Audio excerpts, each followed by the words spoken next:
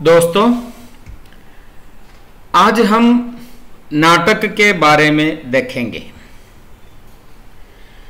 जैसे हम जानते हैं कि नाटक का आस्वादन हम कानों द्वारा कर सकते हैं और आंखों द्वारा कर सकते हैं।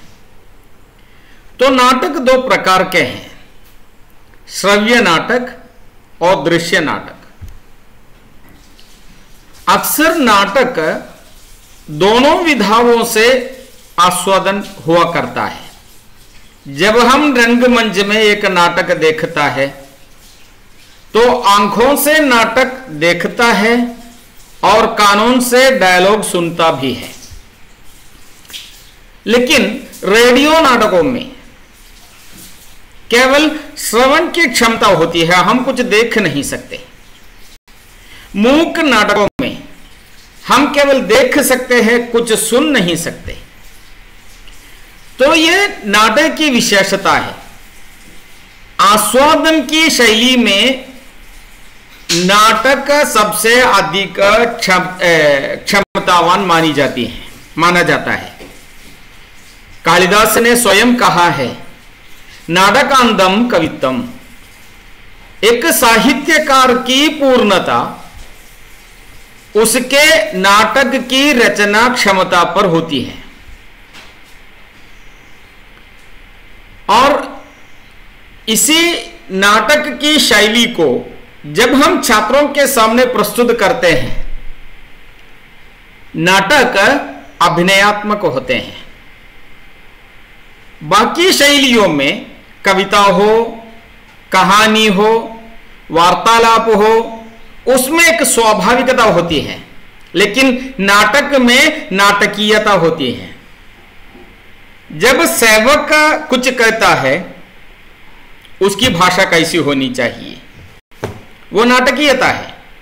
जब राजा कहते हैं, उसकी भाषा कैसी होनी चाहिए, वो नाटकीयता है। 8वीं कक्षा में बीरबल और अकबर के बारे में एक छोटी सी एकांगी है। उसमें जब अकबर कहते हैं तो कहते हैं कि बीरबल, मैं कुछ सुनना चाहता हूं। लेकिन जब बीरबल कहते हैं तो उसी प्रकार नहीं है। जब दास कहते हैं, उसकी भाषा अलग होती है। बीरबल कहते हैं, हुजूर बताइए। तो भाषा में नाटकीयता होती है। यह नाटकीयता छात्र पसंद करते हैं। इसीलिए प्रोक्तियों में सबसे प्रतिभावान, सबसे छात्रों पर प्रभाव डालने वाली प्रोक्ति नाटक है। तो हम जानते हैं एक प्रयोग प्रधान कला है नाटक, जिसका आस्वादन किसी प्रयोग को देखकर हम करते हैं। नाटक के आस्वादन के लिए कान चाहिए और आंख भी चाहिए, दोनों से उसका आस्वादन हो सकते हैं। नाटक श्रव्य नाटक भी है और दृश्य नाटक भी है। अभिनयात्मक शैली छात्र पसंद करते हैं। नाटक सुनकर आस्वादन कर सकते हैं, देखकर आस्वादन कर सकते हैं। और नाटक की विशेषता क्या है? नाटक की विशेषता यह है कि नाटक की विषय वस्तु अक्सर आलोचनात्मक होती है। समाज का परिष्कार होता है, व्यक्ति का परिष्कार होता है, क्योंकि नाटक के डायलॉगों में, कथोपकथन में व्यंग्य अधिक होता है। यह व्यंग्यात्मक शैली आस्वादक के अंदर चुभती है। अतः नाटक समाज परिष्करण के लिए, समाज के परिष्कार के लिए नाटक अत्यंत प्रयोजन है। और नाटक द्वारा कई प्रकार की जीवन दर्शनों की, जीवन शैलियों का पता हमें मिल जाता है।